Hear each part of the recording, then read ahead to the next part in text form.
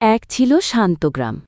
এই গ্রামের সব মানুষ খুব শান্তিতে থাকত, কিন্তু গ্রামের একপাশে একটা বিশাল তালগাছ ছিল, আর সেই গাছ নিয়ে একটা অদ্ভুত গুজব ছড়িয়ে পড়েছিল। লোকেরা বলতো ওই তালগাছে রাতে শাকচুন্নি বসে থাকে। সকলে ভয়ে ওই গাছের ধারে কাছে যায় না। কিন্তু একজন ছেলেই ছিল সাহসী, তার নাম ছিল ঝন্টু। আরে বলছি, শুনেছিস তো কাল রাতে আবার কে যেন তালগাছের নিচে হাঁটার শব্দ শুনেছে? আর বাচ্চারা বলছে গাছে নাকি নীল রঙের এক মহিলা বসেছিল। নিশ্চয়ই ওটাই সেই শাকচুন্নি। এখন কেউই তাল পারতে সাহস করছে না। এই কথা দূর থেকে শুনে গ্রামের যুবক ঝন্টু হেসে উঠল। সেই শাকচুন্নি টাকচুন্নি কিছুতেই বিশ্বাস করত না। মা, আমি কাল তাল গাছে উঠব। আরে না বাবা, ওই গাছে শাকচুন্নি থাকে রে, কেউ আর যায় না ওদিকে। মা, এসব ভূতের গল্প আমি বিশ্বাস করি না। আমি নিজে চোখে দেখে আসব কি আছে। পরদিন ভোরবেলা ঝন্টু গিয়ে হাজির হলো সেই তালগাছের নিচে। আকাশ এখনো পুরোপুরি ফোটেনি, চারদিকে হালকা কুয়াশা। গাছটা যেন আরও রহস্যময় দেখাচ্ছে। সে উঠে পড়ল গাছে। দেখি তো কোথায় সেই শাকচুন্নি। গাছটা তো একদম সাধারণ, তালগুলো দারুণ পেকেছে। হঠাৎই ও কি, ওপরে চুল ছড়ানো নীল রঙা এক মহিলা বসে আছে তালগাছের মগডালে। কে কে তুমি? আমি এই গাছের রক্ষক, কেউ আমার তালের দিকে তাকাবে না। ঝন্টু এবার টের পেল গুজবটা মিথ্যা নয়, সত্যি কাছে কেউ আছে। সেই নামতে যাবে, কিন্তু গা যেন অবশ হয়ে আছে। দিদি, আমি শুধু একটা তাল নিতে এসেছিলাম। আমি জানতাম না কেউ থাকেন এখানে। আমি রোজ এখানে বসে থাকি, মানুষগুলো আমার তাল নিয়ে যায়, তাই আমি রেগে গেছি। আমি কথা দিচ্ছি, আমি কাউকে আর বলবো না তাল পাড়তে। কিন্তু তুমি কেন এই গাছে থাকো? এই গাছ একসময় আমার ভালোবাসার মানুষ লাগিয়েছিল, সে মারা গেছে, তাই আমিও গাছে বাসা বেঁধেছি। ঝন্টুর মনটা ভার হয়ে এলো। সে বুঝল ও একজন শাকচুন্নি হলেও ওর মনেও আছে কষ্ট, ভালোবাসা আর একাকিত্ব। আমি গ্রামের মানুষদের বলে দেব, কেউ আর তোমার তাল নেবে না। তুমি শান্তিতে থাকতে পারো। যদি সত্যি কেউ না আসে, তাহলে আমি আর কাউকে ভয় দেখাবো না। ঝন্টু গাছ থেকে নেমে আসে। গ্রামে ফিরে সে সবার কাছে গল্পটা বলে। তাহলে সত্যিই গাছেও থাকে? হ্যাঁ, কিন্তু ও আমাদের ক্ষতি করতে চায় না, শুধু শান্তি চায়। তাই আর কেউ গাছে যাবেন না। হ্যাঁ, আমরা আর গাছে যাব না। ও যদি ভালো থাকে, আমাদেরও ভালো থাকবে। এরপর থেকে কেউ আর তাল গাছের ধারে যায় না। শাকচুন্নিও কাউকে আর ভয় দেখায় না। শাকচুন্নি আর ঝন্টুর মধ্যে কথা বলার পর পুরো গ্রাম বদলে গেল। লোকজন এখন ভয় না পেয়ে শাকচুন্নির কাহিনী শুনে মুগ্ধ হতো। কিন্তু একদিন পাশের গ্রাম বটডাঙ্গা থেকে এলো এক লোভী তাল ব্যবসায়ী। নাম তার হিরু ঘোষ। এই তালডাঙ্গা তালের খুব নাম শুনেছি রে ভাই। শুনেছি কেউ তালের ধারে যায় না। না গো হিরুদা, ওখানে শাকচুন্নি থাকে, কেউ তাল ছুঁয়ে না এখন। শাকচুন্নি? আরে আমি ব্যবসায়ী মানুষ, ভোট তো আমি মানি না। আজ রাতেই যাব তাল পাড়তে। লোকজন বোঝানোর চেষ্টা করলেও হিরু শোনে না। সে ভাবল একলা গিয়ে সব তাল কেটে শহরে বিক্রি করবে। রাত গভীর হতেই সে কোমরে দড়ি বেঁধে গিয়ে হাজির হল তালগাছের নিচে। এত সুন্দর তাল, এসব ফেলে রাখলে লাভ কি? আমি এক রাতেই সব কেটে ফেলবো। গাছে ওঠার সময় কড়কড়ে আওয়াজ, হাওয়া থমথমে, চারপাশ নিস্তব্ধ। ভূত ভূত সব বাজে কথা। হঠাৎ ঝাঁপিয়ে পড়ে নীল রঙের সেই শাকচুন্নি। তোকে কে বলেছে এই গাছে হাত দিতে? মা গো, আমি জানতাম না, আমি ভুল করেছি। আমি তোকে ছাড়বো না। এত লোভ, এত অহংকার। হিরুর চোখে অন্ধকার নেমে আসে।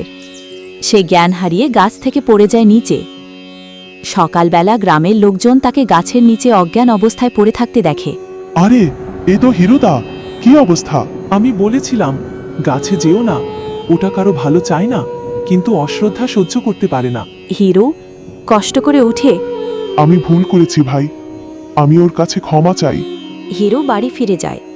এরপর থেকে কেউ আর তালগাছের দিকে তাকায় না। শাকচুন্নিও শান্ত থাকে।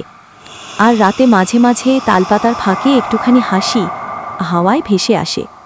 দেখো মা, ভূত হলেও ওরও মন আছে, অনুভব আছে। হ্যাঁ মা, যতদিন আমরা প্রকৃতিকে সম্মান করি, প্রকৃতিও আমাদের ছেড়ে কথা বলবে না। তালডাঙ্গা আবার শান্তির গ্রাম। তালগাছ দাঁড়িয়ে আছে এক নিঃশব্দ পাহারাদার হয়ে, আর তার মগদালে কোনো এক বেদনাহত আত্মা, আজ শান্ত, আজ নিশ্চুপ। ঝন্টু গাছের তলায় বসেছিল। হিরুর ঘটনার পর থেকে সে প্রায় গাছটার দিকে তাকিয়ে ভাবত, এই শাকচুন্নির গল্পটা আসলে কি? কেন সে এত রাগী, আবার এত কষ্টে? এক সন্ধ্যায় তালগাছের পাতা দুলে উঠল। হাওয়ায় কান পাততেই এক মায়াময় গলা শোনা গেল। চাও জানতে আমার গল্প? আমি একদিন মানুষ ছিলাম, নাম ছিল আমার কুসুম। এই গ্রামেই থাকতাম। এই গাছটার নিচেই আমাদের ছোট কুঁড়ে ঘর। কুসুমের চোখ ভিজে যায়, সে বলতে থাকে তার অতীতের কথা। আমি ছিলাম গরিব ঘরের মেয়ে, আর সে ছিল রাজমিস্ত্রি। বিজয় গরিব হলেও তার চোখে ছিল স্বপ্ন, মুখে হাসি। আমরা প্রতিদিন সন্ধ্যায় এই গাছটার নিচে বসতাম। এই তাল গাছটাও আমাদের ভালোবাসার সাক্ষী। কুসুম, একদিন এই গাছটার চারপাশে ছোট একটা বাড়ি বানাবো তোর জন্য। আমি তোকে ছাড়া কিছুই চাই না বিজয়, তুই থাকলেই আমার তালগাছের ছায়াতেই রাজপ্রসাদ। কিন্তু ভাগ্য ছিল নিরম। একদিন গায়ের জমিদারের লোক বিজয়কে ধরে নিয়ে গেল তাদের বাড়ি মেরামতের নামে। তবে বিজয় আর ফেরেনি। 7 দিন 7 রাত আমি অপেক্ষা করেছিলাম। তারপর একদিন সন্ধ্যায় জমিদারের দালাল এসে খবর দিল বিজয় আর নেই, তাকে নদীতে ফেলে মারা হয়েছে। আমি আর বাঁচিনি সেদিন। গলা দিয়েছিলাম এই তালগাছ। তোমার এত কষ্ট আর কেউ জানেই না। জানবে কি করে?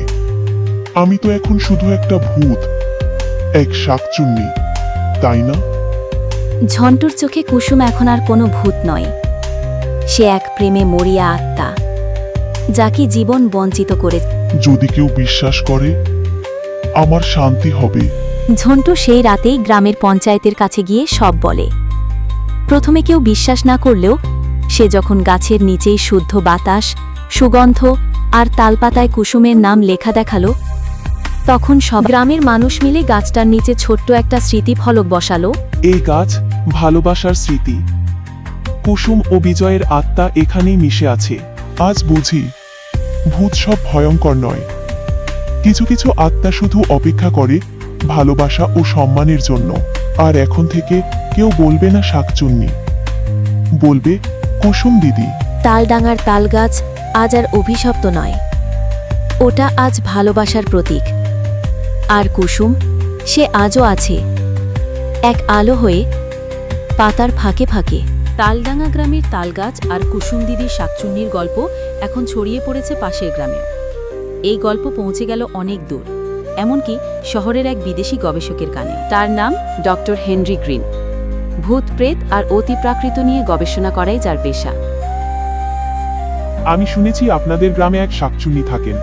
আমি তদন্ত করতে চাই। ও আর ভূত না হেনরি সাহেব, ও আমাদের কুসুম দিদি। ওর ভালোবাসার গল্প আছে, কষ্টের ইতিহাস আছে।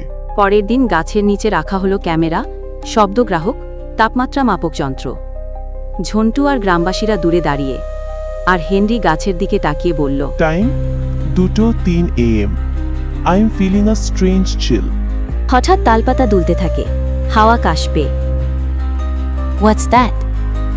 ক্যামেরায় দেখা যায় হাওয়ায় পাতার ফাঁকে এক মায়াময় নারী মূর্তি। তুমি বিশ্বাস করো না তাই তো, কিন্তু অনুভব করতে পারো। তুমি কি সত্যি আছো? তুমি কি মানুষ ছিলে? ভালোবাসা মানুষকে অমর করে। আমি শুধু এক অপেক্ষার নাম। হেনরির চোখে জল। সে বুঝতে পারে সবকিছু বিজ্ঞানের ব্যাখ্যার মধ্যে পড়ে না। আমি ভূতের প্রমাণ পেলাম না, কিন্তু পেলাম ভালোবাসার শক্তি। এই গাছ, এই বাতাস, এই মাটি, সবকিছুর মধ্যে কুসুম আছে। আমরা তো আগেই জানতাম, এখন আপনি শুধু সেটা বুঝলেন। হেনরি ফিরে গেছেন। তালডাঙ্গার তালগাছ এখন গ্রামের শ্রদ্ধার প্রতীক। শিশুরা খেলতে আসে, বড়রা বসে গল্প করে, আর সন্ধ্যার হাওয়ায় যেন একটা মিষ্টি সুবাস ভেসে বেড়ায়। ঝন্টু, তুই আমার কথা শুনেছিস, বুঝেছিস, আমার গল্প সবাইকে বলেছিস। এখন আমার সময় হয়েছে চলে যাবার। না না দিদি, তুমি তো এখানেই থাকো, গাছের ছায়ায়। আমি রয়ে যাব, তবে ভিন্ন রূপে, নতুন জীবন নিয়ে ফিরব। লেখাটিতে আছে, সেই রাতেই আকাশে জ্যোৎস্নার আলোর মাঝে তালগাছের চারপাশে ছড়িয়ে পড়ে এক অপার্থিব আলো, পাতারা যেন নাচে, গাছের কাণ্ডে বয়ে যায় স্নিগ্ধ বাতাস। আর সকালে তালডাঙ্গা গ্রামের এক ঘরে জন্ম নেয় একটি কন্যা শিশু।